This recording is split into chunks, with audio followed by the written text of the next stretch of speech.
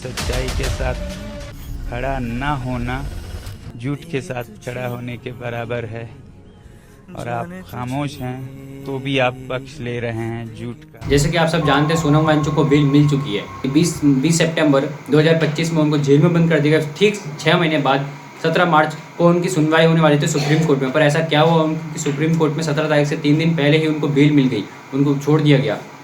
तो जैसा कि आप समझते हैं, NSA कानून के द्वारा उनको मतलब पकड़ा गया था उसके विवाद में। पर ऐसा क्या हुआ, उनको 3 दिन पहले छोड़ दिया। उनको 3 दिन पहले इसलिए छोड़ दिया क्योंकि NSA जैसे वो ओवरटर्न हो जाए और गवर्नमेंट की सारी सच्चाई बाहर ना जाए, इसलिए उनको 3 दिन पहले यहाँ पे छोड़ दिया गया। तो हेलो दोस्तों, जैसा कि आपको पता है, अपने इंडिया में सोनम वांगचुक जैसे लोग, जो कि इस इंडिया के साइंटिस्ट है, वो रहते हैं जेल में। और बाहर कौन रहता है? रेपिस्ट। तो वो जेल में जब जाते हैं 26 सितंबर 2025 को। क्यों? NSA के जब NSA चल रहा था कानून, तो उनके खिलाफ वो वहाँ पे वो कर रहे थे, आंदोलन कर रहे थे। तो उन्हीं के खिलाफ सरकार का ये कहना था कि उनके जो बैठक है, उनके जो बयान है, उनके जो इंटरव्यूज़ है, उनके थ्रू लोगों में हिंसा पैदा हो रही है, तो इसलिए उनको जेल में बंद कर दिया गया। पर मेरे हिसाब से ये बिल्कुल भी कहीं ना कहीं से बिल्कुल भी सही नहीं है। क्यों? क्योंकि वो एक साइंटिस्ट है। साइंटिस्ट कभी इस देश का गलत सोचेगा ही नहीं। साइंटिस्ट कभी नहीं चाहेगा इस देश का गलत हो।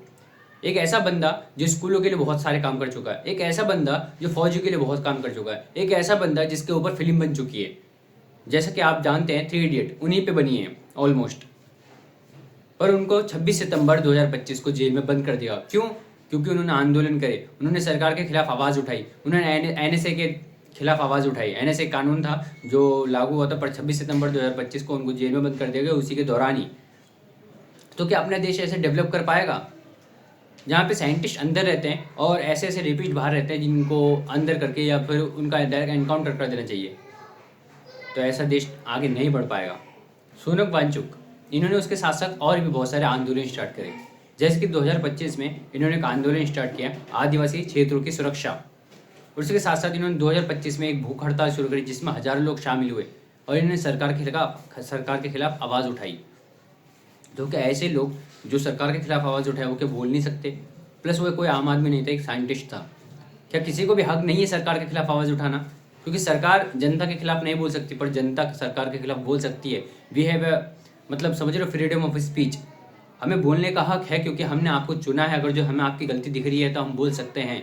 अगर आप हमारी आवाज़ दबाओगे तो फिर हम आपको चुनेंगे, मतलब हम ही ऐसे रहेंगे तो ये तानाशाह हो जाएगा एक तरफ से।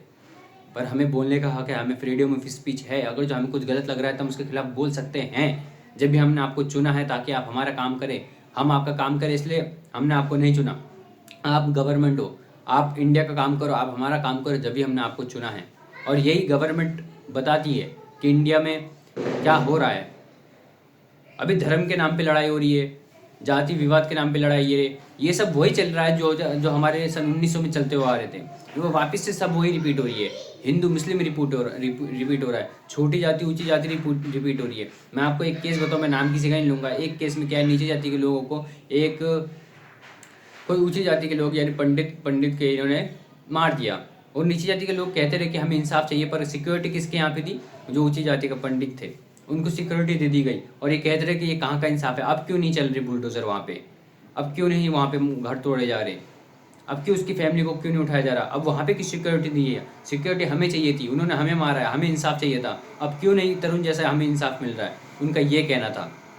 तो कहीं ना कहीं बहुत गलत हो रहा है। और इसी को लेके मैं यही कह रहा हूँ कि इंडिया सन 1900 में वापस जा रही है, जहाँ पे डेवलप करने चाहिए था हमें, जहाँ पे सारे देश 2090 के इसमें पहुँच गए अकॉर्डिंग टू अस। वहाँ पे हम वापस से पुराने ज़माने में जाते जा रहे हैं। धर्म के नाम पे RSS और बजरंग दल, जैसा कि आपको पता है, वो खाली जब भी आवाज़ उठाते जब हिंदुओं के साथ गलत होता है।